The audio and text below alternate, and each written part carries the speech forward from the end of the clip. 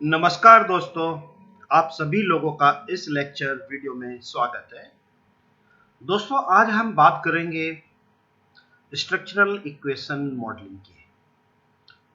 तो दोस्तों, structural equation modelling एक मल्टीवेरिएट स्टैटिस्टिकल एनालिसिस है और स्ट्रक्चरल इक्वेशन मॉडलिंग को परफॉर्म करने से पहले हमें इसका कॉन्सेप्ट क्लियर होना बहुत ज़रूरी है कि आखिर स्ट्रक्चरल इक्वेशन मॉडलिंग है क्या और ये बाकी जो दूसरी स्टैटिस्टिकल एनालिसिस हैं उनसे कैसे डिफरेंट है।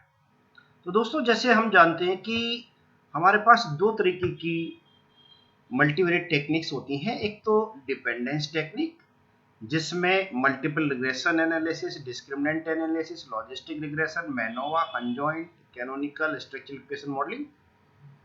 और दूसरी टाइप की होती है इंटरडिपेंडेंस टेक्निक, जैसे exploratory factor analysis, cluster and so on.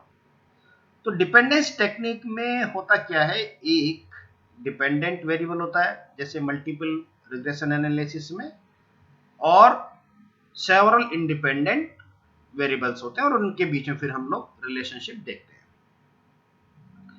तो दोस्तों, ये जो स्ट्रक्चरल इक्वेशन मॉडलिंग है, ये बेसिकली ये रिलेशनशिप को एक्सप्लेन करती है मल्टीपल वेरिएबल्स को। जैसे हमारे पास मल्टीपल वेरिएबल्स बहुत सारे हो सकते हैं और it examines the structure of interrelationships expressed in a series of equations. और ये इसके साथ साथ क्या करता है कि जो बहुत सारे इक्वेशंस हैं उनको साइमल्टेनियसली ही कैलकुलेट करता है। जैसे हमारे पास अगर एक मल्टीपल रिग्रेशन एनालिसिस है, जैसे मैं ले रहा हूं उसका एक example, y1 equal to a1 plus b1x1 plus b2x2 plus b3x3 and so on. तो ये जो इक्वेशन है इसको हम एक बार में ही परफॉर्म करेंगे और ये बताएंगे कि किस इंडिपेंडेंट वेरिएबल का इन्फ्लुएंस डिपेंडेंट वेरिएबल ज्यादा हुआ। लेकिन इसमें हमें एक फायदा है स्ट्रक्चरल इक्वेशन मॉडलिंग में, हम लोग एक ही साथ मल्टीपल इक्वेशंस को हम एनालिसिस करते हैं। और ये जो टेक्निक है इसमें दो मल्टीवेरिएट टेक्निक का यूज होता है। एक तो मल्टीपल रिग्रेशन एनालिसिस और दूसरा है एक्सप्लोरेटरी फैक्टर एनालिसिस। कहने का मतलब ये है कि स्ट्रक्चरल इक्वेशन मॉडलिंग परफॉर्म करने के लिए हमें दो टेक्निक का ज्ञान होना बहुत जरूरी है, एक तो मल्टीपल रिग्रेशन एनालिसिस और एक एक्सप्लोरेटरी फैक्टर एनालिसिस।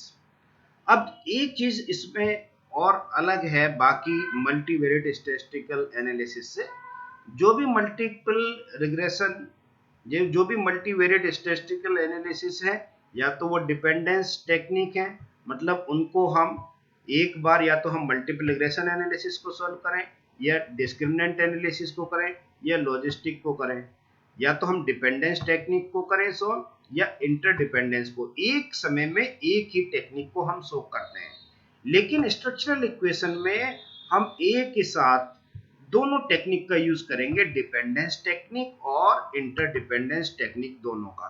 तो इसमें हम दोनों चीजों का यूज होगा स्ट्रक्चरल इक्वेशन मॉडलिंग में। और अब इसके बाद दोस्तों अब हम समझते हैं कि इसके कुछ कैरेक्टरिस्टिक्स हैं।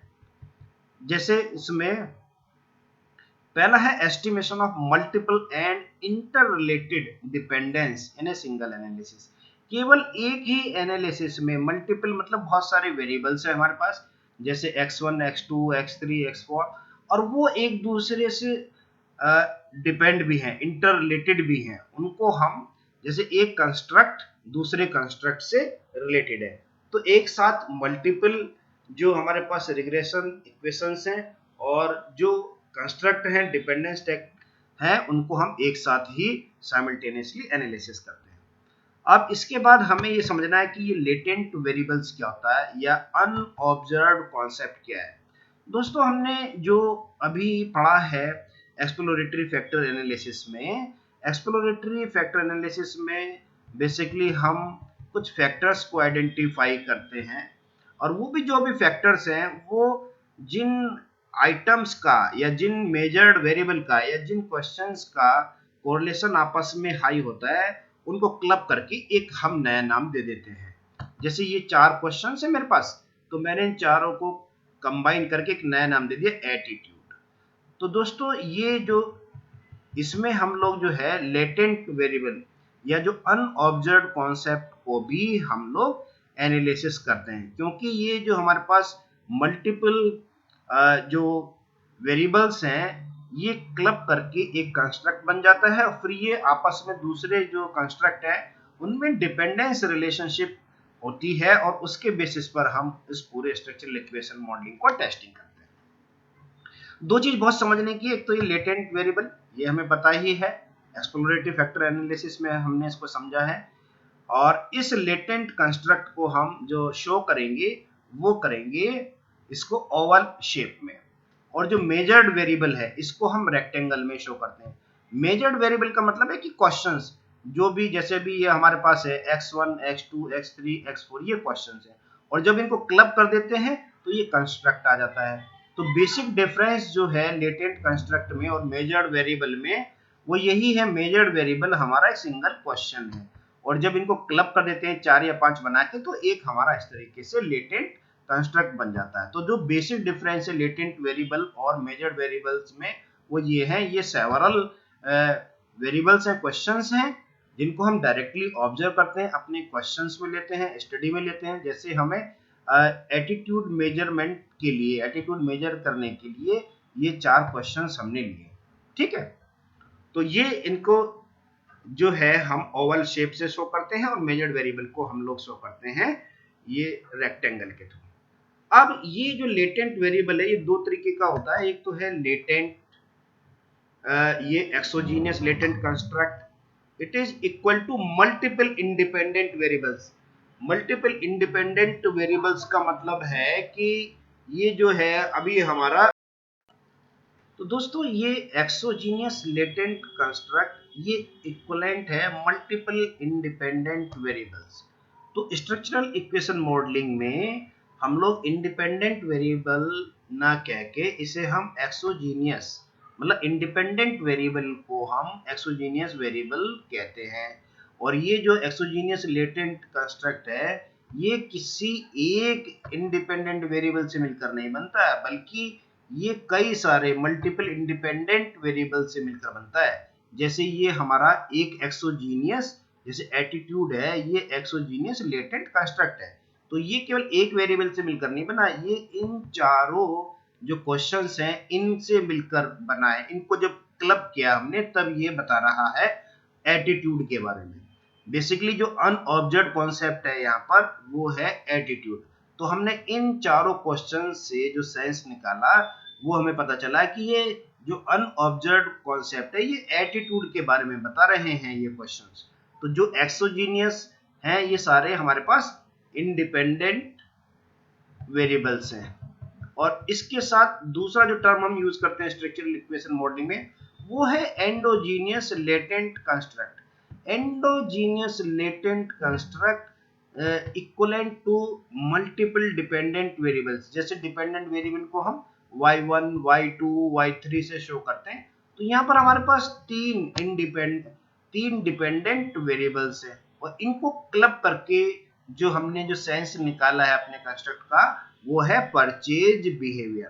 तो दो ही तरीके के कंस्ट्रक्ट हम इसमें यूज करेंगे, एक जो है हमारा एक्सोजीनियस होगा जिसे हम इंडिपेंडेंट वेरिएबल के इक्विवेलेंट मानते हैं, दूसरा एंडोजीनियस जिसे हम डिपेंडेंट वेरिएबल की तरह मानते हैं, ठीक है।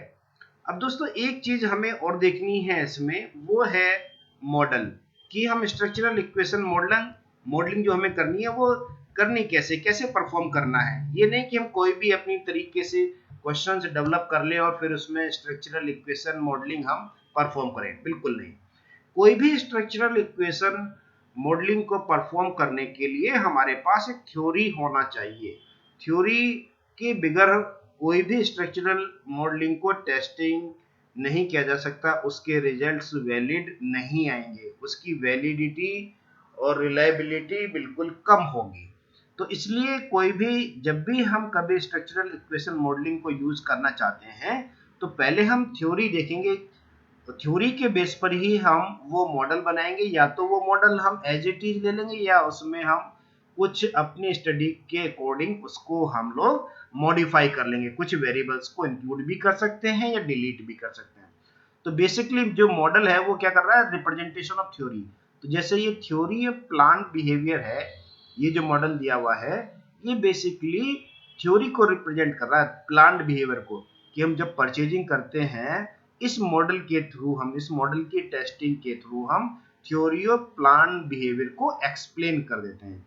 तो इसमें हमारे पास ये देखिए कुछ हमारे पास एक्सोजीनियस वेरिएबल है, जैसे ये वाले हैं हमारे पास exogenous variable, attitude, subjective norm, perceived behaviour, और ये हमारे पास एंडोजीनियस वेरिएबल है, purchase behaviour and purchase intention. तो ये एंडोजीनियस मतलब डिपेंडेंट वेरिएबल, ये वाले जो तीन वेरिएबल हैं ये इसको इन्फ्लुएंस कर रहे हैं परचेज इंटेंशन को। एटीट्यूड, परचेज इंटेंशन आपकी डिपेंड है एटीट्यूड, अगर एटीट्यूड अच्छा होगा तो आपकी परचेज इंटेंशन भी ज्यादा होगी, सब्जेक्टिव नॉर्म ज्यादा होगा तो भी एटीट्यूड आप परचेज इंटेंशन ज्यादा करेंगे, परसीव्ड बिहेवियर ज्यादा होगा तो ये भी। और परचेज बिहेवियर ये हमारा डिपेंडेंट वेरिएबल है जिसको हम एंडोजीनियस वेरिएबल कहते हैं स्ट्रक्चरल इक्वेशन मॉडलिंग में। और इसकी रिलेशन में जब हम देखेंगे तो ये वाला जो अभी जो एंडोजीनियस वेरिएबल था मतलब डिपेंडेंट वेरिएबल था इन तीनों वेरिएबल के रेस्पेक्ट में, जब हम इसके साथ रिलेशन देखेंगे तो ये जो वेरिएबल है हमारा परचेज इंटेंशन, ये हमारा इंडिपेंडेंट वेरिएबल हो गया, मतलब ये हमारा एक्सोजीनियस वेरिएबल हो गया और ये एंडोजीनियस वेरिएबल हो गया। तो ये फैसिलिटी केवल स्ट्रक्चरल इक्वेशन मॉडलिंग में ही है कि जो एक डिपेंडेंट वेरिएबल है या एंडोजीनियस वेरिएबल है वो दूसरे वेरिएबल की रेस्पेक्ट में एक्सोजीनियस वेरिएबल हो जाएगा। बाकी किसी भी मल्टीवेरिएट स्टैटिस्टिकल टेक्निक में जो डिपेंडेंट वेरिएबल है वो डिपेंडेंट वेरिएबल ही रहता है, वो चेंज नहीं होता। केवल इसी में हम लोग उसको एक ही एनालिसिस में हम जो डिपेंडेंट वेरिएबल है वो दूसरे वेरिएबल के लिए इंडिपेंडेंट वेरिएबल के लिए काम करेगा। अब इसमें देखिए जैसे ये हम देख रहे हैं इंटरडिपेंडेंस टेक्निक, अभी हमने डिस्कस किया था कि दो ही तरीके की टेक्निक होती है। इंटरडिपेंडेंस टेक्निक जैसे ये हमारी कोरिलेशन, इसमें दोनों कंस्ट्रक्ट के बीच में कोरिलेशन या कोवेरिएंस देख रहे हैं कि इनमें कितना कोवेरिएंस है टू कंस्ट्रक्ट के बीच में। जब भी मैं कंस्ट्रक्ट कहूं तो कंस्ट्रक्ट का मतलब है कि clubbing of many measured variable, 4 या 5 क्वेश्चन से मिलके ये हमारा कंस्ट्रक्ट 1 बना है, कंस्ट्रक्ट 2 4 या 5 क्वेश्चन से मिलकर ये हमारा बना है। ठीक है, तो दोनों चीजों का यूज होगा स्ट्रक्चरल इक्वेशन मॉडलिंग में। एक तो ये है आपका कोरिलेशनल रिलेशनशिप में, एक तो ये है आपका एक्सप्लोरेटरी फैक्टर एनालिसिस के इक्विवेलेंट, और ये हमारा मल्टीपल रिग्रेशन एनालिसिस के इक्विवेलेंट है। और दो मॉडल होंगे हमारे इसमें, जो मॉडल होते हैं जैसे ये हमने मॉडल की बात की है ना, ये मॉडल, तो दो तरीके के मॉडल होंगे हमारे पास, एक तो मेजरमेंट मॉडल और दूसरा है हमारे पास स्ट्रक्चरल इक्वेशन मॉडलिंग। तो ये जो हमारा मॉडल है जिसे हम कहते हैं, जो ये स्ट्रक्चरल इक्वेशन मॉडलिंग में एक measurement model, basically measurement model करता क्या है, जैसे ये हमारा इक्विवेलेंट टू मेजरमेंट मॉडल है, इस तरीके का और भी हमारे पास कंस्ट्रक्ट हो सकते हैं।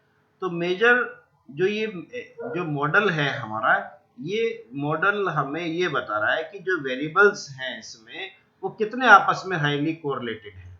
ठीक है, और इन वेरिएबल्स को हम इंडिकेटर्स भी कहते हैं।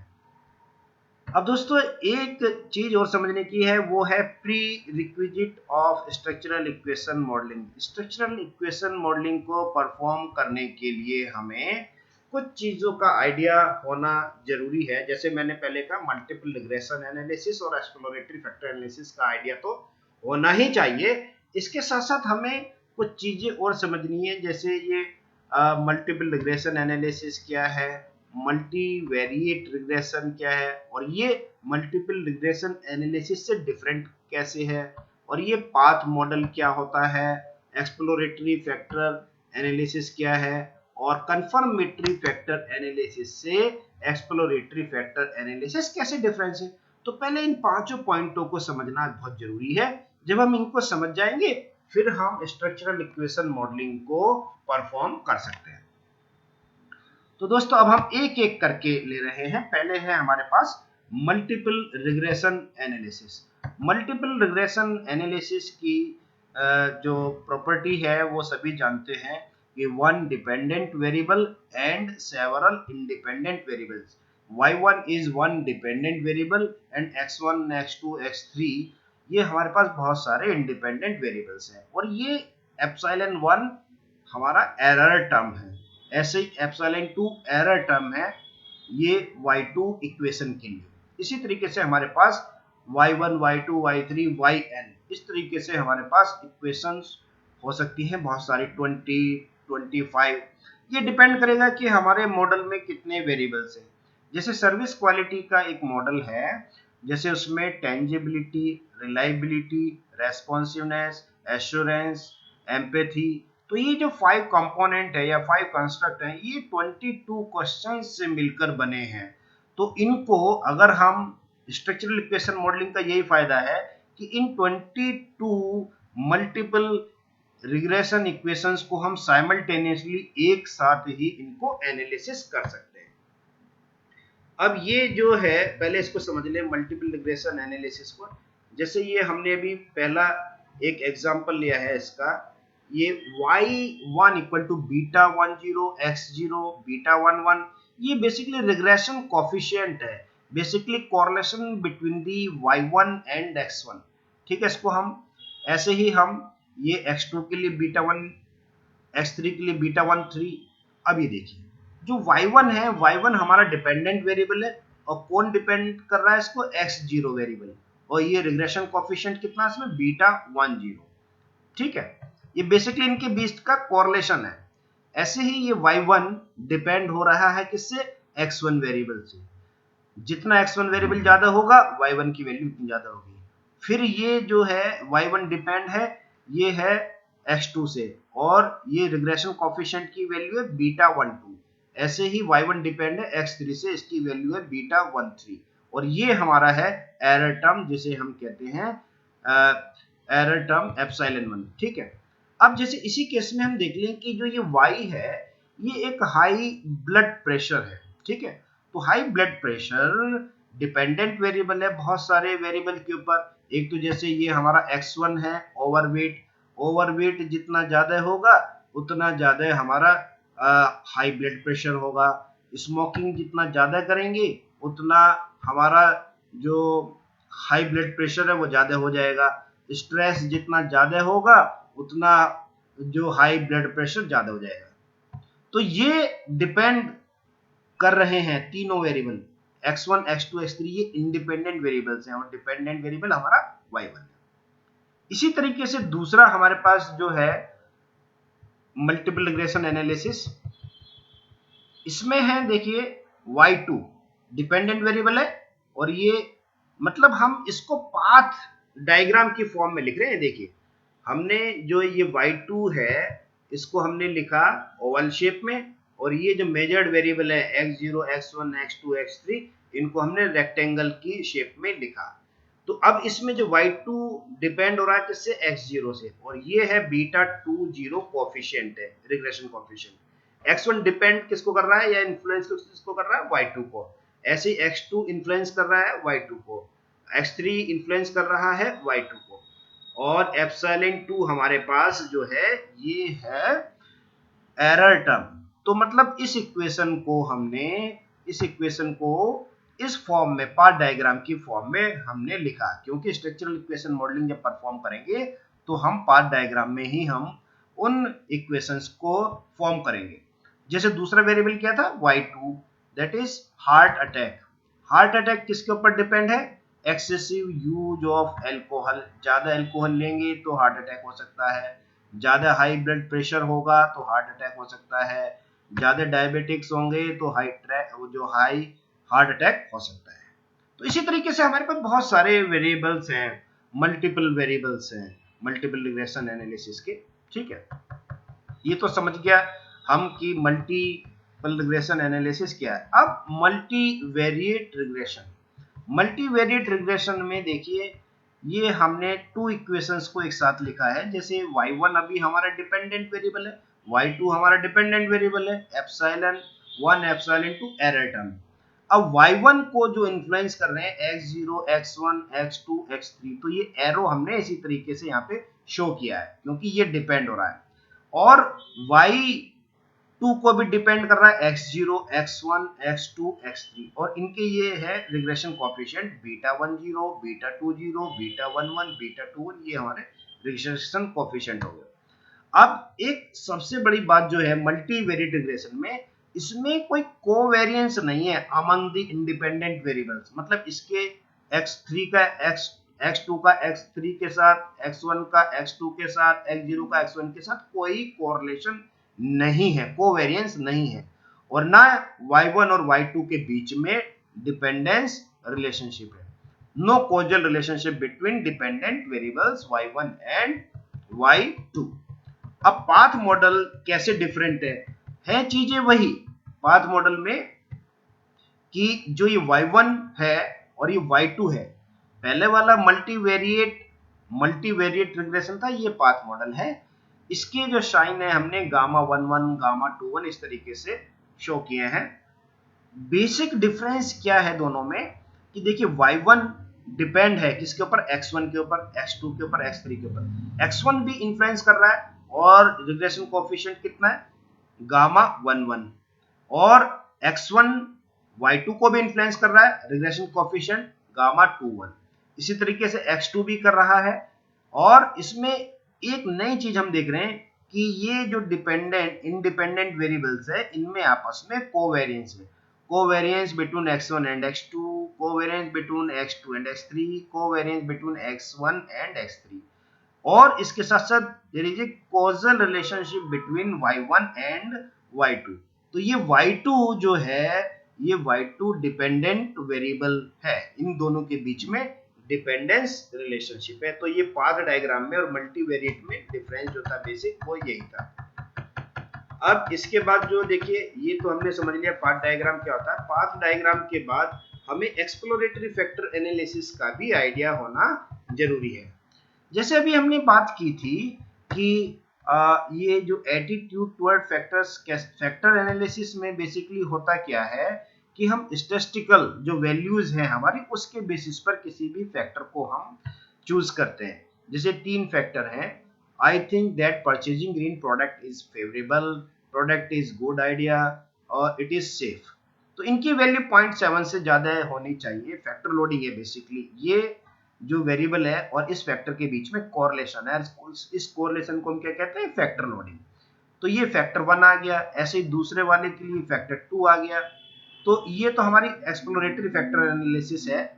और कंफर्मेटरी फैक्टर एनालिसिस में बस डिफरेंस यही है कि ये वाले जो वेरिएबल्स होंगे इनको हम जीरो मानकर चलते हैं। जैसे इसमें तो हाई कोरिलेशन है वेरिएबल 1 का एड फैक्टर 1 के साथ, लेकिन दूसरे वेरिएबल्स के साथ ये जीरो कोरिलेशन होगा है हर एक का, ठीक है। तो इसका भी हमें यूज होता है। इनको क्लब करके हमने फैक्टर 1 बनाया, तीनों को इनको क्लब करके फैक्टर 2 बनाया। अब दोस्तों इसके साथ साथ हमें जो दूसरा एक और इसमें पॉइंट बचा है कंफर्मेटरी फैक्टर एनालिसिस का, या जिसे हम मेजरमेंट मॉडल भी कहते हैं, ये भी हम समझ लें। ये हमारे पास जो कंस्ट्रक्ट 1, कंस्ट्रक्ट 2, कंस्ट्रक्ट 3, इन कंस्ट्रक्ट को हमने जीटा 1 और ये जो है जाई 1,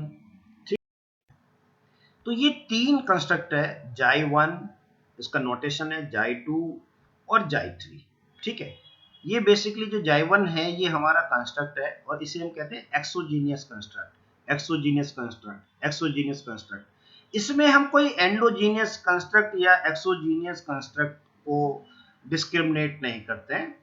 कंफर्मेटरी फैक्टर एनालिसिस में सबको हम एक्सोजीनियस कंस्ट्रक्ट ही मानकर चलते हैं।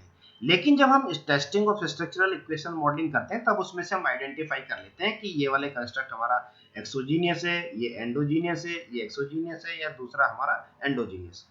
तो ये बेसिकली जो हमारा ये क्वेश्चन है x1, ठीक है, ये वाला कंस्ट्रक्ट जो बना है ये हमने दो वेरिएबल्स को लेकर बनाया है। तो ये यहाँ पर जो एरो हम देख रहे हैं, ये x1 यहाँ पर डिपेंडेंट वेरिएबल है और x2 डिपेंडेंट वेरिएबल है, और ये हमारा जो xi1 है ये हमारा कंस्ट्रक्ट है, और ये λ21 रिग्रेशन कोफिशिएंट, λ11 रिग्रेशन कोफिशिएंट, मतलब ये वाला जो वेरिएबल है ये डिपेंड है। जैसे मान लीजिए मैं इसको एक्सप्लेन करना चाहूंगा कि किसी को मान लीजिए डेंगी है, तो डेंगू के तो बहुत सारे सिम्टम्स होते हैं। एक होता है हाई फीवर, तो ज़्यादा डेंगू होगा ज़्यादा हाई फीवर हो सकता है, ज़्यादा डेंगू होगा दूसरा सिम्टम उसका है उसको रेसेस ज़्यादा हो सकते हैं, ठीक है। तो इस तरीके से ये वाले जो डिपेंड हो रहे हैं x1 x2 x3, ये जो एरो का मतलब यही है कि ये डिपेंडेंट वेरिएबल है और ये जो है हमारा इंडिपेंडेंट वेरिएबल, और ये हमारा है एरर टर्म, ठीक है। एरर टर्म, ये एरर टर्म 1 2 3 4 5, और ये आपस में जो है इनके बीच में कोवेरिएंस है जिसे हम 512 covariance, 523 covariance between the xi2 construct and xi3, और ऐसे ही ये कोवेरिएंस है हमारा 513, ठीक है। तो ये हमारा xi1 और xi3 के बीच में हमारा कोवेरिएंस है। एक्सोजीनियस वेरिएबल्स, जैसे हमने कहा कि multiple measured variable x represent the exogenous construct, और एंडोजीनियस कंस्ट्रक्ट हमें कैसे मिलेगा, जो मल्टीपल मेजर्ड वेरिएबल होंगे y वाले उनको कंबाइन करके हम एंडोजीनियस कंस्ट्रक्ट बनाते हैं, और उसका जो साइन है, जो एक्सोजीनियस का तो हम जाई है और इसका है ईटा, एंडोजीनियस कंस्ट्रक्ट का जो साइन है। अब अगला जो हमारे पास स्ट्रक्चरल इक्वेशन जो फुल मॉडल है उससे हम इसको समझेंगे। ये देखिए ये हमारे पास फुल मॉडल आ गया स्ट्रक्चरल इक्वेशन मॉडलिंग का। इसको आप देखिए स्ट्रक्चरल इक्वेशन मॉडलिंग को, इसमें हमारे पास देखिए ये एक तो है xi1 xi2, तो xi1 का तो मतलब है ये एक्सोजीनियस वेरिएबल है कंस्ट्रक्ट है, ये भी एक्सोजीनियस कंस्ट्रक्ट है, ये अनऑब्जर्व्ड है लेटेंट कंस्ट्रक्ट। हमने बताया था ना कि लेटेंट कंस्ट्रक्ट दो तरीके के होते हैं, एक तो एक्सोजीनियस जो इक्विवेलेंट टू इंडिपेंडेंट वेरिएबल होते हैं, और दूसरे होते हैं हमारे एंडोजीनियस जो इक्विवेलेंट टू डिपेंडेंट वेरिएबल। तो एक्सोजीनियस वेरिएबल्स के बीच में ये जो कोवेरिएंस देख रहे हैं ये तो है हमारा कंफर्मेटरी फैक्टर एनालिसिस, और जब हम इनके बीच में एक कंस्ट्रक्ट की रिलेशनशिप दूसरे कंस्ट्रक्ट के बीच में देखते हैं तब वो हो जाता है हमारा डिपेंडेंस रिलेशनशिप। तो स्ट्रक्चरल इक्वेशन में दोनों ही चीजें यूज होंगी, मेजरमेंट मॉडल और testing of structural equation model, ठीक है। अब इसमें देखिए कि जो ये xi1 है ये इस किन तीन वेरिएबल्स के मिलकर बना है, x1 x2 x3, ठीक है। और ये lambda x11 lambda x21 lambda x31 ये हमारे रिग्रेशन कोफिशिएंट है, ठीक है ना। या हम ये भी कह सकते हैं correlation between the x1 and xi1, ये कोरिलेशन भी हम इसको कह सकते हैं, और ये हमारा जो है एरर टर्म है। ऐसे ही इनके बीच में जो ये है हमारा 512 ये कोवेरिएंस है, या इसे हम कोरिलेशन भी कह देते हैं। इसके बाद हम देख रहे हैं कि ये जो ईटा 1 है जो हमारा एंडोजीनियस वेरिएबल है ये हमारा डिपेंडेंट वेरिएबल है, और इंडिपेंडेंट वेरिएबल कौन से हैं दो हमारे पास, ये जो एक्सोजीनियस कंस्ट्रक्ट हैं xi1 और xi2 ये इसको इन्फ्लुएंस कर रहे हैं, और ये जो हमारा है एंडोजीनियस वेरिएबल ये तीन जो मेजर्ड वेरिएबल्स हैं डिपेंडेंट वेरिएबल्स से मिलकर बना है, और इसको हमने एप्सिलॉन 1 एप्सिलॉन 2 एप्सिलॉन 3 और बाकी को हमने जो किया है वो किया है सिग्मा 1 सिग्मा 2 इस तरीके से, ठीक है। और ये अब इसमें बीटा 21 ये जो इसकी वो है रिलेशनशिप, इसमें बीटा 21 और ये ईटा 2 है। तो ईटा 2 हमारा एंडोजीनियस वेरिएबल है, लेकिन जब हम ईटा 1 और ईटा 2 के साथ रिलेशनशिप देखेंगे तो ये वाला जो अभी तक हमारा एंडोजीनियस वेरिएबल था इस रिलेशन के साथ ये एक्सोजीनियस वेरिएबल हो गया। कहने का मतलब है कि जो स्ट्रक्चरल इक्वेशन मॉडलिंग में ही एक इस तरीके का फायदा है कि जो अभी तक आपका एक एंडोजीनियस वेरिएबल की तरह काम कर रहा था, एंडोजीनियस कंस्ट्रक्ट की तरह काम कर रहा था, वही दूसरे कंस्ट्रक्ट के रेस्पेक्ट में वो एक्सोजीनियस वेरिएबल की तरह काम करेगा। तो दोस्तों ये तो है एक बेसिक आइडिया हमारा स्ट्रक्चरल इक्वेशन मॉडलिंग का। आगे हम इसके कुछ और कॉन्सेप्ट लेकर चलेंगे। Thank you very much.